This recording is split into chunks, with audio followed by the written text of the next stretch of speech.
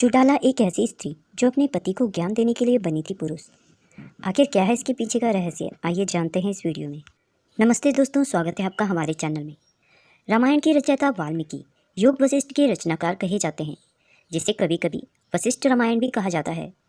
जहां आदिकवि वाल्मीकि की रचनाओं का काल 200 ईसा पूर्व माना जाता है, वहीं योग वशिष्ठ का रचना काल 700 ईसा से 1400 ईसा के मध्य माना जाता है। इसमें वैदांतिक शिक्षाओं का सार समाया हुआ है।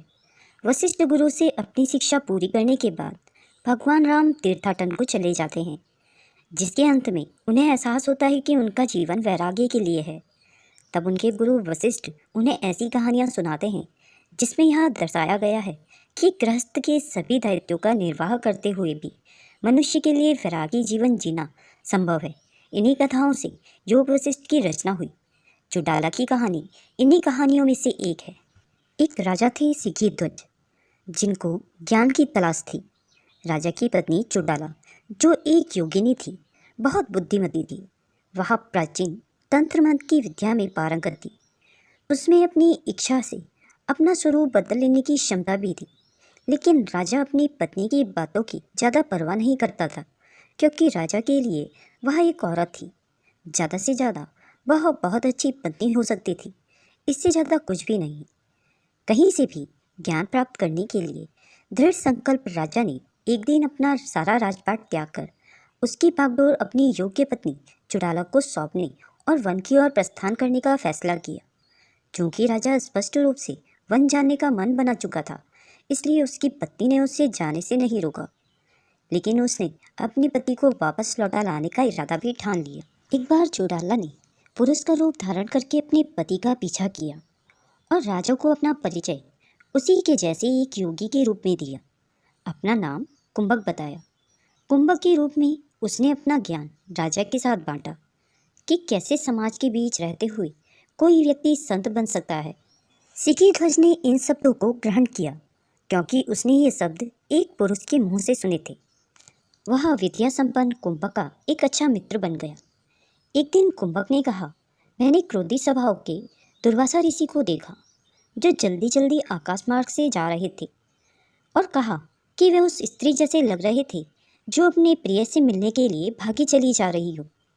ऋषि ने इस टिप्पणी को सहज रूप से नहीं लिया और क्रोध में आकर ऋषि ने मुझे श्राप दिया कि मैं हर रात नारी बन जाऊं। उस रात राजा के सामने कुंभक मदनिका नाम की स्त्री में परिवर्तित हो गया। राजा ने मदनिका को अपने आश्रम में सुलाया जैसे वह कुंभक ही हो।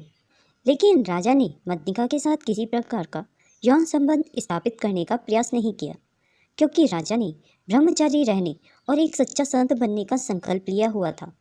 इससे रानी बहुत प्रसन्न हुई। हर रोज राजा कुंभक से ज्ञान की बातें सुनता और हर रात मदनिका के साथ संयम पूर्वक सो जाता था। इस प्रकार राजा दिन में भी वैरागी और रात में भी वैरागी था। एक दिन मदनिका उसे कहने लगी, हर रात मैं आपके पास एक औरत के रूप में सोती हूँ। मैं औरत को मिलने वाले सुख के बारे में जानने के लिए ललायित हूँ। आप मेरी मदद करें। आप तो तब भी वैरागी रहेंगे, क्योंकि आपने अपनी इच्छाओं पर विजय प्राप्त कर ली है, और मुझे आशा है कि आप निरपेक्ष भाव से मेरी इच्छाओं को संतुष्ट करने में मेरी मदद करेंगे। सिखीध्वज इस बात पर सहमत हो गया। उसके बाद प्रतिदिन वह कुंभक से ज्ञान भरे वचन सुनता और हर रात वह मदनिका के साथ निरपेक्ष भाव से प्रेम संबंध बनाता। इस प्रकार राजा दिन में संत और रात में ग्रस्त हो जाता। एक दिन चौटाला ने राजा के वैराग्य को परखने का निश्चय किया। उस रात चौटाला ने अपनी मायावी शक्ति का प्रयोग करते हुए एक मायावी बिस्तर तैयार किया और उस बिस्तर पर वह मदनिका के रूप में ही एक सुदर्शन अजनबी युवक के संग प्रणय लीला करते हुए लेट गई। तभी राजा वहां आ पहुंचा। यह सब देखकर उसने बिना विचलित हुए अपना मुंह दूसरी ओर फेर लिया और बोला, आपके प्रेम में विघ्न डालने के लिए मैं क्षमा चाहता हूँ। फिर वह उन्हें उसी अवस्था में छोड़कर वहां से चला गया। काम, वासना और क्रोध के प्रति राजा की ऐसी निर्लिप्तता को देखकर मदनिका खुश होकर चौटाला के वेश में आ गई। उसने अपनी पहचान राजा के सामने उजागर कर दी और ऐसा करने के पीछे अपना उद्देश्य बताया। अब आप सचमुच ज्ञानी हो गए हैं। जंगल में जाकर वैराग्य का जीवन व्यतीत करना ज्ञानी होना नहीं, बल्कि आप जहाँ कहीं भी हों, काम, वासना और आसक्ति पर नियंत्रण पाना ही ज्ञानी होना है। सिद्धिध्वज को अपनी पत्नी के शब्दों की सार्थकता दिखाई दी। हाँ, ज्ञान का न तो वैराग्य या गृहस्थी से कोई मतलब था और ना ही महल में रहने या वन में रहने से।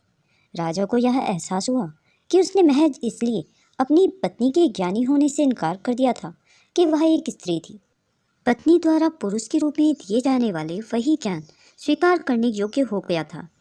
इस प्रकार उसे अपनी ज्ञान की सीमा का भी एहसास हुआ।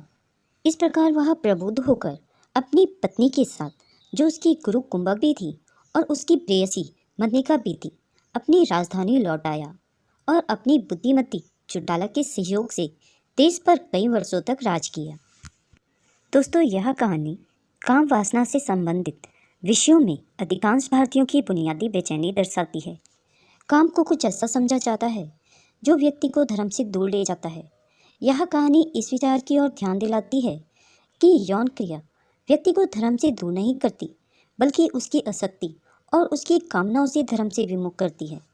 जब कुंभक का शरीर स्त्री रूप में परिवर्तित हो जाता था, तो राजा को उसके साथ यौन संबंध स्थापित करने में कोई हिचक नहीं होती थी। इस तरह यौन क्रियाओं को सिर्फ शारीरिक अर्थ में ही देखा जाता है। राजा को इस बात से कोई फर्क नहीं पड़ता है कि जिस स्त्री से वह संबंध बनाने जा रहा है, उसके भीतर एक पुरुष का मस्तिष्क है। वह पुरुष को सिर्फ बौद्धिक दृष्टि से देखता है और स्त्री को सिर्फ यौन संदर्भों में, और उसी स्त्री से ज्ञान प्राप्त होने पर वह स्त्री को बौद्धिक स्तर पर देखना शुरू करता है। संत लोग जो दुनिया से विमुख होना चाहते हैं, जंगलों में जो स्थान मनुष्यों के नियंत्रण से परे है, इसको एक छोटी सी कहानी से समझिए। बौद्ध मणिकंठ जातक में अपना रूप बदल लेने वाला मणिकंठ नाम एक नाग साधु के साथ इतना अंतरंग हो जाता है कि वह हर समय साधु के शरीर पर लिपटा रहता है, जिससे साधु को बड़ी ही असुविधा होती है। मणिकंठ से छुटकारा पाने के लिए साधु कहता है, अगर तुम मुझे इतना स्नेह करते हो तो वह मणि मुझे दे दो जो तुम्हारे फन में लगी है। मणिकंठ तुरंत अलग हो जाता है, क्योंकि नाग उस साधु की अपेक्षा मणि से ज़्यादा प्रेम करता है। लेकिन मणिकंठ के चले जाने के बाद साधु अचानक अकेलापन महसूस करने लगता है। राजा स्त्री को ज्ञान के स्रोत के रूप में नहीं देख सकता, खासकर अपनी पत्नी को। वह उसके ज्ञान को सिर्फ तभी स्वीकार करता है जब वह पुरुष बन जाती है। दोस्तों, अगर यह वीडियो आपको पसंद आती है तो इसे लाइक और अपने दोस्तों में शेयर जरूर करें। अगर आप हमारे चैनल में नए हैं और ऐसी ही रोचक और अनसुनी कथाएं सुनना पसंद करते हैं, तो प्लीज़ हमारे चैनल को सब्सक्राइब करें। वीडियो को अंत तक देखने के लिए आप सभी का बहुत बहुत धन्यवाद। आगे मिलते हैं एक नई कहानी के साथ। स्वस्थ रहें, मस्त रहें और